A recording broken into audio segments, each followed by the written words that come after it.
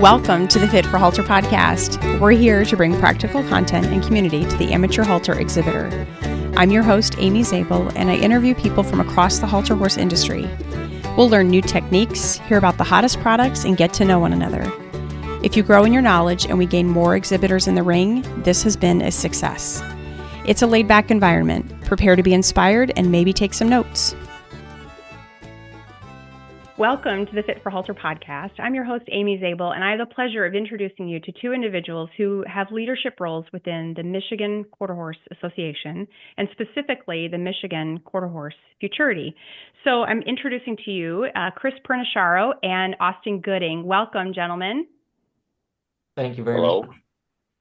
Hello, how are you guys? Great to have you. Thanks for your time. I appreciate it. We're going to share quite a bit, as much as possible, about your Futurity and some unique aspects of what you guys do. So let's just start there. Can you tell us a little bit about yourselves and then your roles within the Michigan Quarter Horse Association? Sure, I'll start. My name's Austin Gooding. I'm a horse trainer alongside my parents. We run Bauer and Gooding show horses. And I am the chair of the Stallion Service Committee and co-chair with Chris Perniciaro here of the Great Lakes Classic and Breeders' Futurity. Hello, my name's Chris Perniciaro. I chair the Michigan Breeders' Futurity with the Great Lakes Classic, and I also co-chair the Michigan Stallion Service Sale with Austin Gooding. Awesome. Sounds like some significant roles and instrumental work in the horse industry. So tell me, or tell us specifically, what initially drew you to the quarter horse community and then getting involved in more deeply in the Michigan Quarter Horse Association? Sure. So I was kind of born and raised into the horse industry. Grew up showing paints primarily, and then kind of our clientele kind of took us into the quarter horse world, and so that's how I got more involved there. And ever since I was little, I always had an interest in either helping or putting on a horse show myself. And I thought the best way to kind of get my feet wet would be getting involved locally and getting on the Michigan Quarter Horse Board. Which in turn led me to, kind of running the Stallion service alongside of Chris here, and buddy Mike Huntoon also helps do that part, but then be on the board for a couple horse shows. So that was kind of my interest there. Always kind of was, the horse show side of things and helping run something like that. So, yeah. What about you, Chris? Mine the same way. I grew up showing youth and everything. We had Western Pleasure horses, and then me and my wife got into halter horses later, and I joined the Michigan board about 10, 15 years ago, and with Austin, we took over the Stallion Service Sale and the Futurity, and me and him, we really try our best, and we hope to really do a good job, and hopefully really bring it back to where it was in the heyday when people were breeding and showing, and we're really trying our best to give away a lot of money. Yeah. I think we'll probably hear more about that later in our conversation as far as what you guys have done to grow this specific Futurity. So how did it get started, and then how has it changed over the years? Well, the Michigan Breeders' Futurity started in 1954. So it's been around 70 years. They used to have it at the Detroit Fairgrounds, and it used to be really big. When I was a kid in the 80s, I remember they'd have over 100 halter entries. And even the riding classes for the 2-year-olds and 3-year-olds were really big. I mean, they'd have 3 splits for them. And I mean, I thought it was a great thing. It was always our biggest show as a kid to see all the people from Ohio, Indiana come because they gave away a lot of money. And, in the, probably 2005, 2008, when the recession kind of hit, the Futurity and showing really died off and breeding. And we were only getting 30, 40 horses. And now with the help of Austin, last year we had over 125 horses in the sale, and it was great for the horse show, and everybody comes shows. It's really amazing. And I'll add to some of that. I think one thing that makes it unique is most of the shows that you go show for a lot of money at come with very large entry fees. A lot of large expense to get back some of that money. And we try to keep things as affordable as possible for people. It's more of a local futurity, but you still show for big money. I think that makes us pretty unique compared to a lot of places you go, show for money these days. And I think we've done a good job as an association, keeping up with the times and changing. Like Chris said, back in the day, like in the 80s, 90s, the 2-year-old for the riding, the 2-year-old classes were the biggest classes. Well, that's kind of changed in our industry now, and it's more 3 and 4-year-old stuff. And we've tried to change our direction to go with that as well.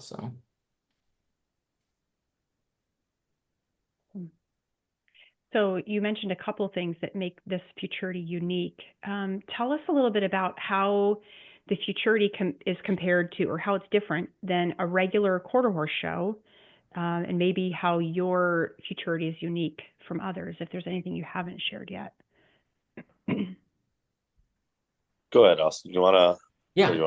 So we one thing our fraternity has is our stallion service classes, which we'll get into more, but it starts with baby halter classes, weanling colts and weanling fillies, moves into 2-year-old pleasure, and we have yearling lunge line, western and hunter saddle, 3-year-old pleasure, 3-year-old hunt seat, and those are the classes that studs have to be in our stallion service auction in order for horses to be eligible for those classes, and they must sell through our sale, and that's what makes their babies eligible for those classes. So that's one thing that's a little different than some just fraternity horse shows. And then we have a full slate of just fraternity classes, and I think some people get a little confused.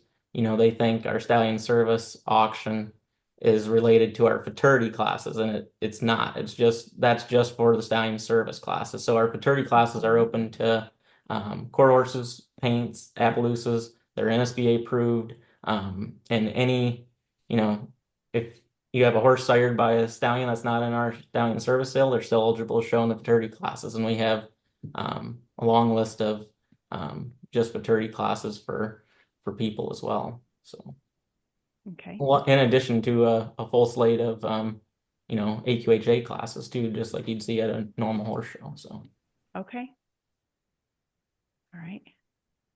One thing too, to elaborate that, when Austin was saying for the SSS classes for our stallion service sale, the stallions, when the breeders nominate their stallion to our sale, it doesn't cost them anything, but they always get a free breeding or a free entry to those classes, and they're eligible for all the money for those classes. That sounds like a pretty significant benefit. Yeah, and a lot of the fraternity programs that you see nowadays, I know on the halter side it's this way, on the rider side it's this way too. Those stallions, to be in a program that pays a lot of money, they're having to pay into the program, not just, in addition to a donated breeding. Most of the time they're having to pay, $3,000 to $5,000 a year to keep their studs in it. So that's one perk to our more local fraternity, is it just is a donated breeding, and you get a free entry, like Chris was saying. So yeah.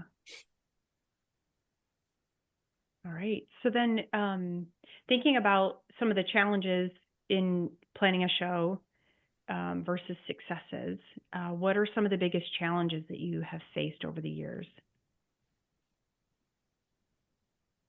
Austin, you want me to take it, or you want to go?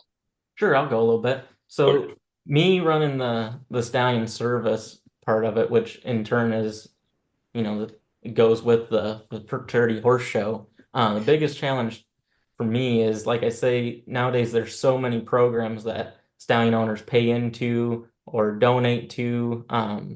There's other local futurity options that are, donation based. Is it's hard to go to those stud owners at the end of the year after maybe they've paid into all these different programs and stuff and dished out a lot of money and ask them, for a little favor and hey, can we have you donate a breeding to our sale and sell them on that? That to me is one of the bigger challenges, because I know how it feels, people always ask for something or ask for more, and you kind of feel that way at the end of the year when you go to these stud owners and have to ask. So we're just very appreciative, to have so many great stallion owners and managers that are, willing to donate to us. Mm-hmm. That's exactly true. I mean, these stud owners, they're excellent. They really take care of us, and one of the big thing is always finding the right dates. We're always usually second weekend in September. It's a great show to come to for our Futurity. It's a great warm up for the Congress. A lot of people use it. We have a great indoor facility where we're at. Everything's under one roof. I think we have 380 stalls we can get under one roof. And then we have another barn up on the hill. It's not under one roof, but there's still another 75 stalls. So, we're just around 450 stalls, and we usually sell right out of capacity. So it's a great horse show and great Futurity to come to. Awesome. I'm already pre-calculating how far you are. Well, we're right at Michigan State, right in Lansing, Michigan. Okay. We even had a lady come last year from North Dakota. She drove 20 hours, and she won over $9,000. Wow. That's a long drive. Woo. I mean, I know people do it, right? But wow. Yep. But what a benefit for her to have won that much. And then Yep. that was a different drive home, right? Yes. It made the drive home a lot better. Yeah, a little happier going home than right. on the I way would out. be floating the whole way home if that was me. Yeah. That's really cool. So maybe that's one of your significant stories, but tell us a story or a moment that has happened over the years that felt like either a significant milestone or moment of some kind. So for me, it'd be it felt like a big breakthrough because as Chris stated earlier, the recession in the late 2000s, it was felt everywhere. Breeding industry, people weren't breeding as much, not as many babies, that kind of stuff. So it hurt, the fraternity stuff like us, and so it took a lot of years to try and build that back up. And then when we broke the $100,000 mark, was that 2 years ago now, Chris? I think. Yeah. That felt like just a major breakthrough, and it was kind of one of our bucket list things for me, Chris, and Mike, the other gentleman that helps us out. That was kind of our goal inside. We may not have said it to everybody, but that was kind of our goal to get it back to that, and that felt great when that happened for us. So yeah. I got to agree with Austin. Selling the day of the sale when we have our big internet sale and people are there live, and we feed everybody. There's might be a few toddies involved and everything, but when we sell over 100,000 on a day, and we get to pay all that back out, it's pretty amazing. Yeah, it's like it was a big relief at the end of that sale day. Always is relief, and you feel like you finally can breathe for a second. But when you are able to bring in that much money, it was pretty awesome. I was super excited about that. Yeah, that's pretty cool. Probably restores a lot of faith in the horse industry that people are still in it, still interested and engaged. Absolutely. Yeah. And just all the people on sale day, not just us that help get the studs in, but we have so many volunteers on sale day that are just, they're helping, taking bids, people that are there to maybe bid on something themselves. We have a few of our most popular studs, might have a lot of phone bids. So we need extra people on the phones, and just so many people willing to help out. And so it was pretty cool, really, how many people are there and have a hand in things and helping make it a go. So yeah. So, thinking about exhibitors, how does the Futurity support youth and amateur exhibitors? Are there any unique services you provide or classes that cater to those divisions? You want me to take it off? You can go ahead, Chris. So we do offer non-pro. So we do not offer youth, but the youth can show in all the non-pro classes and stuff, Okay. and that's all available. So we have open and non-pro for the Futurity, and so, Okay. and then there is regular youth classes at the horse show, and same with the amateur and select. Yeah. Gotcha. And as of now, our stallion service classes, they're just they're open classes, but you know, we'll still get non-pros that show in those classes too, and you know, we are always inviting them to show in those classes if they'd like to. And like Chris said, yeah, we have full slate of non-pro classes, and then of course our regular AQHA classes that amateurs and youth can participate in as well. Gotcha. Amy, some of the amateurs, they really like coming to Michigan because it's during the BHF. So this is what they told me. They don't feel pressured to show against like some of the bigger trainers. They can go in because most of the big trainers are at the BHF, and usually the weanling halter is usually a lot of amateurs in there. Okay. Yeah, we get a lot more crossover of amateurs and some even youth into those, especially those halter classes, like you say, because during the BHF we get a lot more crossover than you may see at a lot of shows typically. Yeah, that's good to know for somebody who may or may not be aware of the BHF or has not experienced that particular show, to know that there's something else happening that's equally amateur friendly and place to show halter horses, because that's my side of the world. But yeah, it sounds like it's very inviting So for all aspects. One thing too for the amateurs, if for our sale, when you buy the stud in the sale, you buy the breeding, the stud owner also gets a free, because we have for the halter, we have mare owner classes and stallion owner classes. So the stallion owner class automatically is there. But if the stallion owner does not want to come, they can give their entry to one of their babies, one of their offsprings. And then it's one thing that we always do for the stallion owners is we always give them 25% of their winnings. Like say me or you would take we were talking about Vicky's horse. If Vicky's horse is in the sale and you buy it and Vicky doesn't have an entry for the class, she can give you her entry and whatever money you win as an extra reward for the stallion owners for putting their horse in there. We always send them 25% of the money. Nice. And that was one thing in the last couple of years to touch into what Chris was talking about there. That was one thing. I think this is the third or fourth year now. Me and Chris kind of pushed for that. We always had a spot on the stallion owner's entry. You know, if they were, say they were giving it to you, their entry, there was always a spot on there for how much the stud owner, wanted, what portion of the winnings they wanted.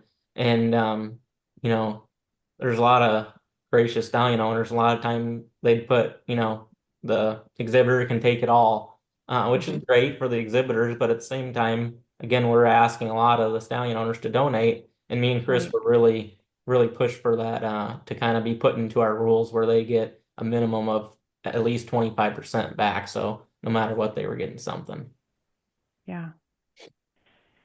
My field of exposure or experience is in halter, and so in conversation with stallion owners, there's a significant amount of financial investment that a stallion owner makes throughout the course of the year to allow their offspring to show in the futurities. So it's always nice to hear programs like that are giving back to the stallion.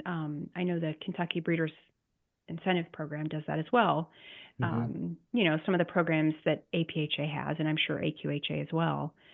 helps out the stallion owner who's marketing the stallion and paying all these, nominations and you name it. So it's great. Yep, great to absolutely. hear. So let's talk about how the Futurity impacts the local community. So what kind of impact do you see the Futurity having on like the actual town that you're in and the economy? How do you think you're contributing in that way? So go ahead, Austin. I'm sorry. Yeah, I don't know, exact numbers as far as that goes, but I mean, as Chris said earlier, we're selling, usually over 400 stalls. That means there's a lot of people there. And sure, some of them can't, but a lot get hotels and stuff, so I'm sure it helps them a lot. And then all of us, we always try to get our show done at a reasonable hour where people have time to go out and eat, but I would sure think it'd be a pretty big boost to the restaurants and hotels in the area for sure. Yeah, a lot of the local restaurants, they sponsor classes and stuff, like buckle sponsors, because every class in the Futurity is a buckle to win, and they do a lot of the sponsoring because they know they get a lot of people coming in for food and hotels. They're really generous too and help us out a lot. That's great. So you said there's a buckle for every class? Yes, there is. Every Futurity class. Every Futurity class, and SS Stallion. For the Stallion service classes too. Okay, awesome. So thinking about exhibitors and spectators, I realize that our horse shows don't always have a lot of spectators, but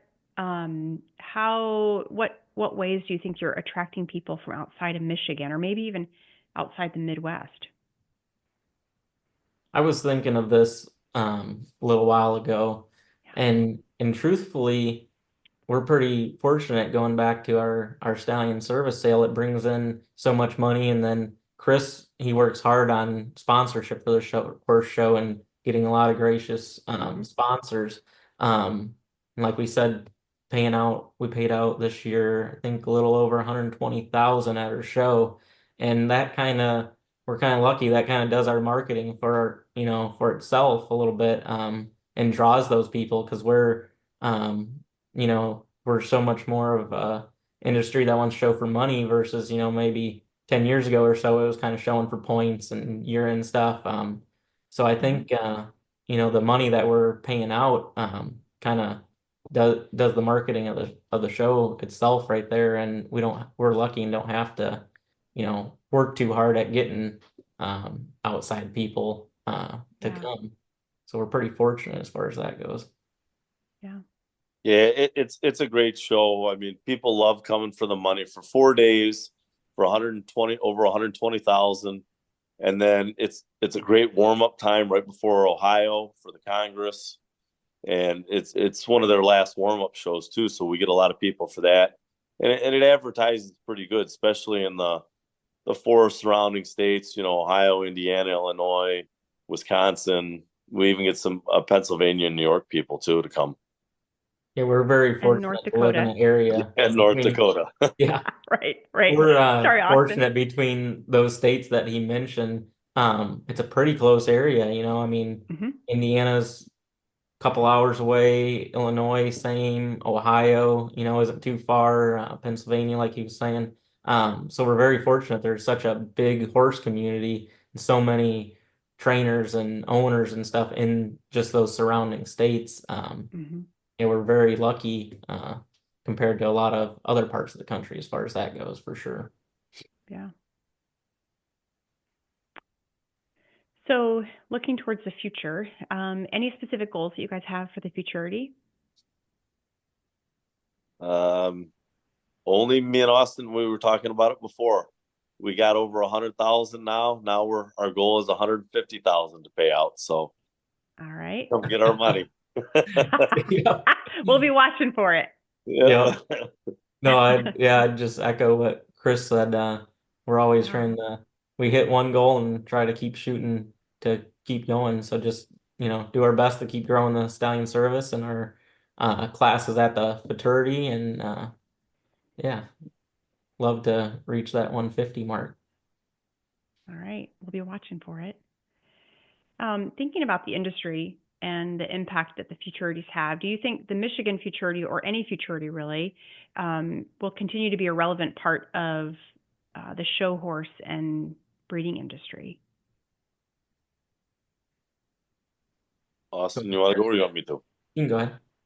Yeah, I really feel it'll be around because as long as people are breeding horses and they want to show, it's a great lifestyle. I love being part of it. It's really good. I really like it. Yeah. Yeah, and I think so as well.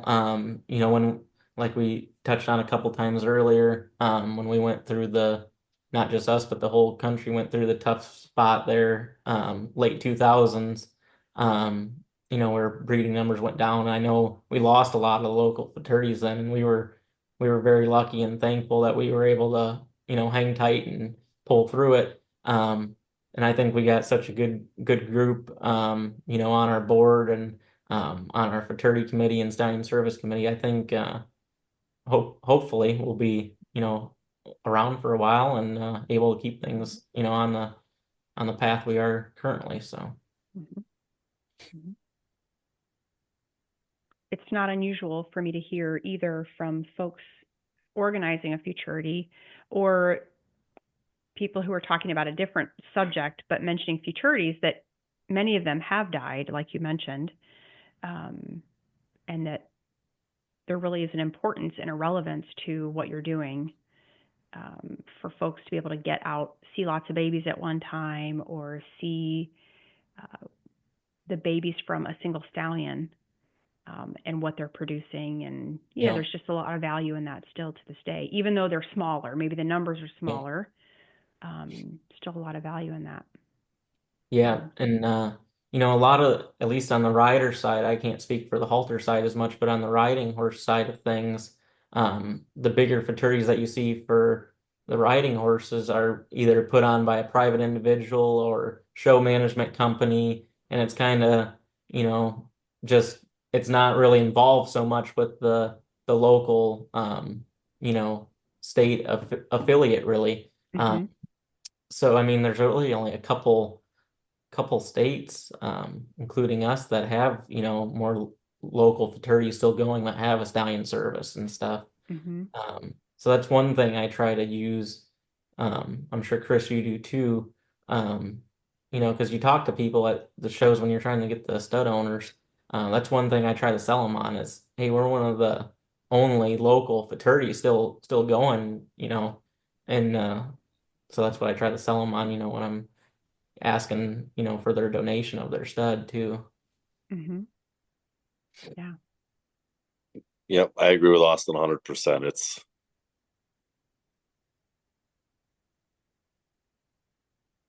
A lot of challenges there, but it sounds like it's worth it, and you guys are growing it. So you're on the right trajectory.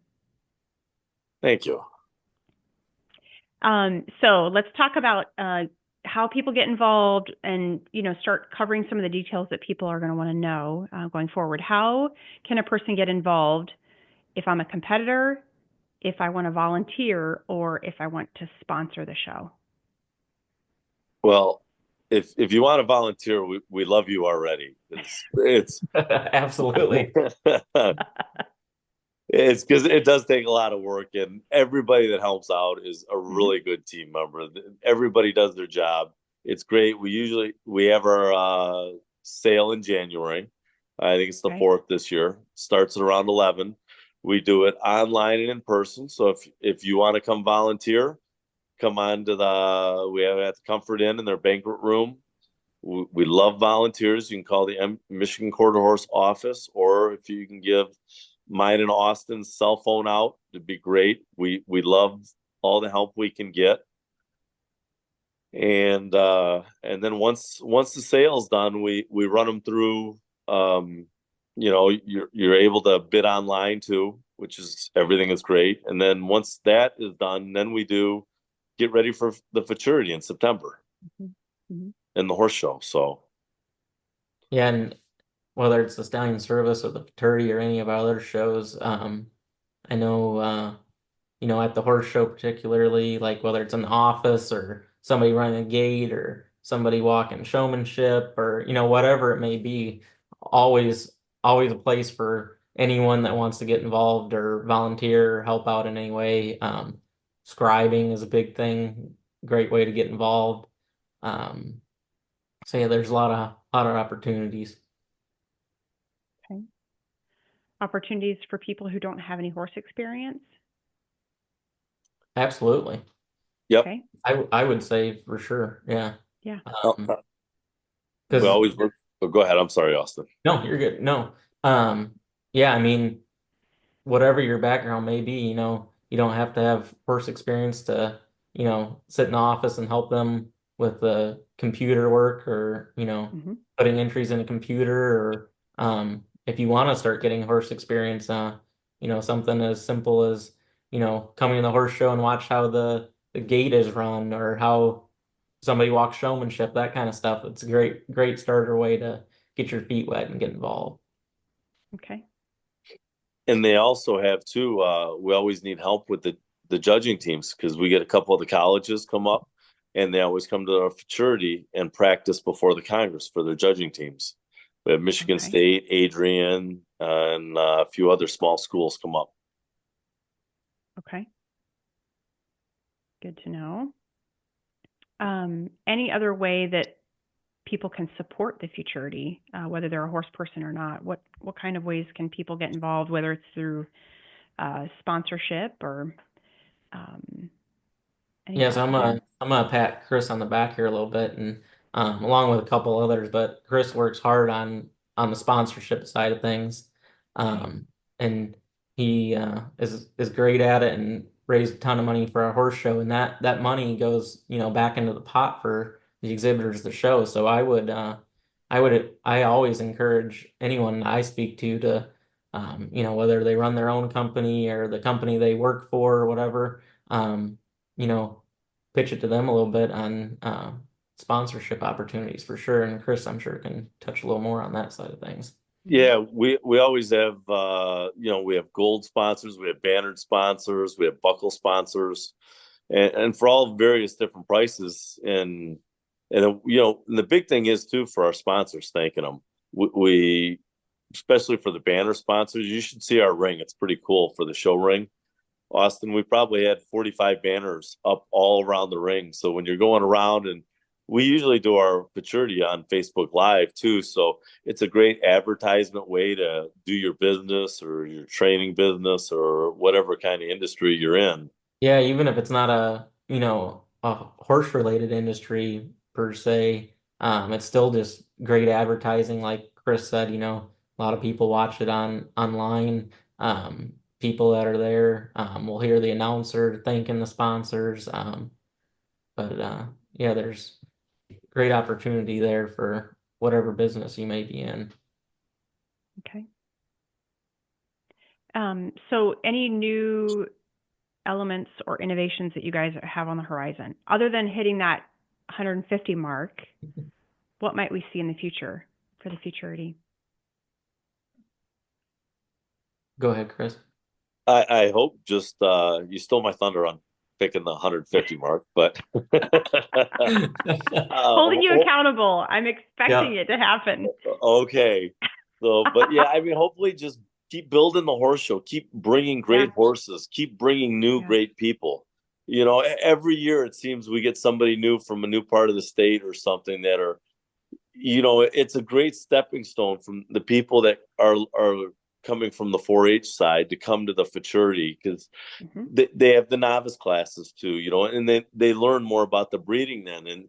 And then if they have a nice mare or they buy a nice mare, I'd really like to breed and learn more about this. And it's, you can call us, the office, we'll give you all the information and everything about it and how to nominate your mare. And, once you buy the breeding and everything, it's really a great Futurity and everybody's really friendly there too. Yeah.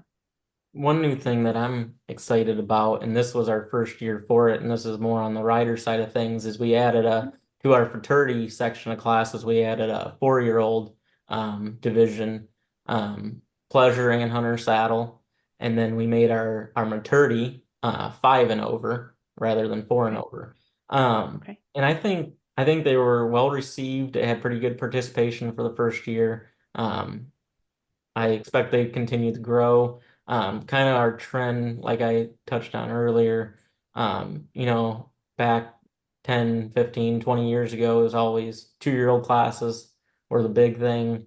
3-year-old classes they were good classes, but the 2-year-olds were kind of the main thing, and that's kind of changed in our industry where a lot of people don't show 2-year-olds and they hold them back, you know, until they're 3. So a lot of times those 3-year-olds into that first year of them showing, you know, that's just it. They've only had one year of show ring experience. And then you kick them into that maturity division, which is typically 4 and over. That's tough when you have a horse that only has a year of showing under their belt, and then you expect them to compete like a 7, 8, or 9-year-old horse that, you know, has been there, done that, and all these accolades and everything. So I think that was a pretty exciting thing. And there's been a few other shows go this route too, adding 4-year-old classes, but I think that's something we could see grow in the future, and more shows add that to their show bill. Okay. Anything else you see the next 5 to 10 years coming down the pipeline? I don't know. With the way the horse industry keeps changing, hopefully it'll be something new and exciting. Yeah. Yeah, for sure. I just hope we can you know, kind of stick with our trajectory of moving up from AQHA classes at our Futurity to the Stallion service to the Futurity. I just kind of hope we can kind of stay on the same path and keep it a strong local Futurity that is known for its big payouts and you know, being affordable and welcoming to everyone. All right. So let's get into some of the details that people need to know in order to participate. When and where is the show this fall? The show this fall is in September at Michigan State University at their facility. Okay. Yep. Michigan State. And East what was the Lansing, date again? Michigan. Okay. It is the 11th through the 14th of September. Okay. 11 through 14 of September, East Yep. Lansing, Michigan. Okay. Yep. And then I think you touched on this a little bit. NSBA classes available at this show? Yes, they are. Yep. There's the Futurity, and then there's a quarter horse show at the same time, or kind of parallel. I'm not sure what the correct word is to use. Yep. The AQHA class is kind of like a normal show bill, and then Futurity classes and Stallion service classes mixed in between. All the Futurity classes are NSBA approved, which means all of them will get the coveted NSBA trophy that everybody, you know, shoots for. And then as Chris also said, they, you know, get buckles for those, but all our Futurity classes are NSBA approved. I have to double check, Chris, maybe you know, I think our AQHA classes are dual approved NSBA too. Correct. Yeah. Yes, they are. Okay. So you guys are checking a lot of boxes for people who are searching for like strategic shows to get the points or the trophies or whatever it is that they're seeking. It sounds like you guys check a lot of those boxes. And I think I mentioned earlier, I want to mention one more time, those Futurity classes that are, like we just talked about, NSBA approved. And that means you can show quarter horses, you can show paint horses, you can show Appaloosas in those classes. It's not just because it's the, you know, AQHA horse show. Those Futurity classes are still open to those other breeds too. And I think a few people know that, but I think that's something that some people miss out on as well. You can bring, you know, a lot of us nowadays, us included, have, you know, a few paints or maybe have some Appaloosas in addition to your quarter horses, and they can come show too. So. Yep, and we same with the Stallion service sale. We allow paints and appies and double registers, and they're all eligible for the Stallion service sale classes and the Futurity and the NSBA classes too. So, okay. So then, keeping with the Stallion topic. How does a stallion owner get involved? And remind us again when the stallion service sale is. Yeah, so the Stallion service sale will be January 4th. Okay. It'll start at 11 a.m. Eastern time. And we're so thankful to have such an amazing group of stallion owners and managers that support our SSA, and we're very thankful for them. But our website, which is I think it's miquarterhorse.com, Yep. has all the info right there as far as how to get involved with the SSA. And then you can reach out to me, Chris, or Mike Huntoon that helps us out for any additional info that they aren't able to find there. And there's for if you want your stud to be in our program, there's a info sheet that you fill out. It's all about, gives us a bunch of info on your stud, and then a contract that kind of states the finer details, breeding fee, shoot fee, all that kind of stuff. And then that has to be signed and sent back into the Michigan Quarter Horse office. And so that's kind of how they'd go about getting involved. And I want to just, be open with them, and, we're always available. If you can't reach one of us will be available. If you can't reach myself or Chris or Mike, don't be afraid to, reach out, and we're always here to give info and help. So. Okay. So then if I'm a horse owner and I think I might be able to show in some of the futurity classes, how do I know? We touched on this a little bit as far as eligibility is concerned, but if I'm now a yearling owner, and where do I go for the information to find out if I'm eligible or what classes I'm eligible to show in? Go ahead, Chris. We have the office, or like you can call me or Austin, and we can guide you through it. The Michigan Quarter Horse office, it runs 9 to 5 every day, Monday through Friday. We have a girl there that works. She's very knowledgeable on all the rules and regulations and everything. She can email you everything. Chris is very good at that, getting back with you. So if you have any questions, the Michigan Quarter Horse is on Facebook too. They run it through Facebook, and they're on the marketplace too for Facebook. And like Austin said, it's just Michigan Quarter Horse, miquarterhorse.com. And the number for the office, we'll give that to you and post it on the website. And the website has a whole section. They for sure have a stallion service section right at the top, and I believe they have a futurity one too, and kind of gives you the list of all the classes that we offer. So there's a lot of different options for people for sure. Yeah, and it's like any other futurity, first time you have a lot of questions, don't be shy contacting us. Chris does a great job at the office. She loves bringing in new people and helping. So. Okay. Any deadlines that we need to be reminded of? So I would say the main, it's not a technical deadline, but the main date to keep in the back of your mind at the moment for the stallion service is January 4th. We like our first catalog just got released with all the studs that we have in so far. Shows their picture, shows all their info and everything. And the quicker you can get that to us, the better, because then you can get it online in our catalog. And then we do Facebook post, thanking all the stud owners and managers. And people always like to wait till the last second, and that's great. We're glad to have you, but we also want to be able to advertise yourself and your stud and everything. And the sooner you get that to us, the better. So typically, within the first few weeks of December, we like to have most of our stallion owners or managers paperwork in on those horses. And then after that, to gear up for the futurity, I don't think we've touched on this.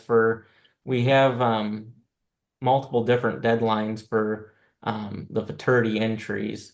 And that first deadline is mid-August. I believe it's August 15th, if I'm not mistaken.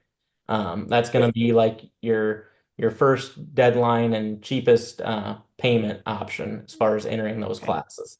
And there's I think the month after that, or maybe a few weeks after that is second deadline. And then you can always enter, if you're unsure, you can always enter at the horse show as well. But the cheapest option is that date in mid-August. So okay. Yeah, like Austin touched on, the biggest thing is we really like to advertise all your studs that people donate.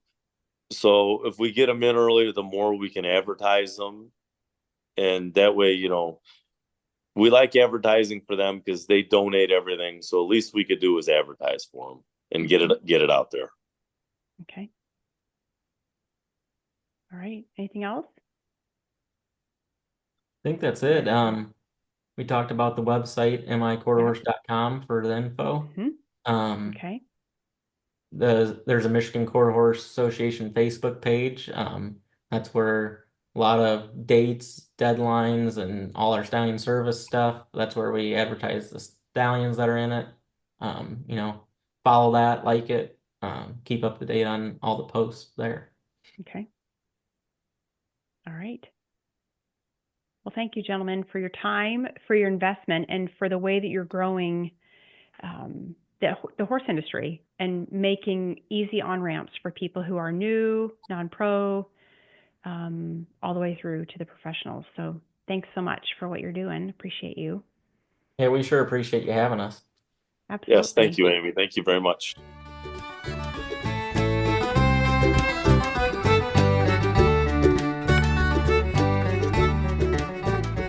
Hey, if you're an amateur or a professional willing to share your story or bring content that helps us with our halter horses, you can email me at fitforhalter@gmail.com.